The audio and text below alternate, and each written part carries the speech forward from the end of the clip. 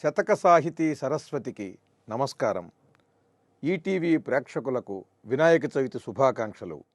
తరమే నీదు మహత్వము తెలియ ఏతన్మాతృలో దేవా, ద్వాపరమందా వసుదేవనందనుడే నీ పాదంబులర్చింపమిన్ దురితం బంటడే.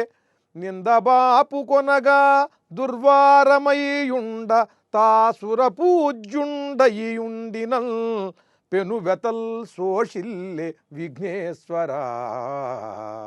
ఓ సిద్ధి వినాయక స్వామి, తరమే నీదు మహత్వం తెలియ, నీ మహిమని తెలుసుకోవటం ఎవరి తరమవుతుందయ్యా? ద్వాపర యుగంలో శ్రీకృష్ణ పరమాత్మ అంతటి వాడే నిన్ను పూజించనందువలన కలిగినటువంటి అపనిందల నుండి బయటపడటానికి సర్వసమర్థుడై ఉండి కూడా ఎన్నో బాధలు పడవలసి వచ్చింది. ఇంకా మిగిలిన వాళ్ళు ఎలా తెలుసుకోగలుగుతారయ్యా నీ మహిమని? నిందబాపు కొనగా దుర్వారమయ్యుండ, ఆ శ్రీకృష్ణుడు గనక సంకల్పించినట్లయితే ఈ జగత్తులో ఎవరినైనా జయించగలడు, ఏదైనా సాధించగలడు.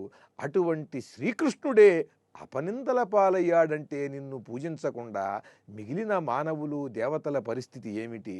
కనుక ఓ విఘ్నేశ్వర, ఓ సిద్ధి వినాయక, నీవు శుభదృష్టితో అనుగ్రహంతో నీ భక్తులను చల్లగా చూడు, వారిని కాపాడు, వారికి సద్బుద్ధిని కలిగించి నిరంతరము నీ పాదపద్మములపై దృష్టి నిలుపుకునేలా నీవే అనుగ్రహించు అంటూ జై సిద్ధి వినాయక.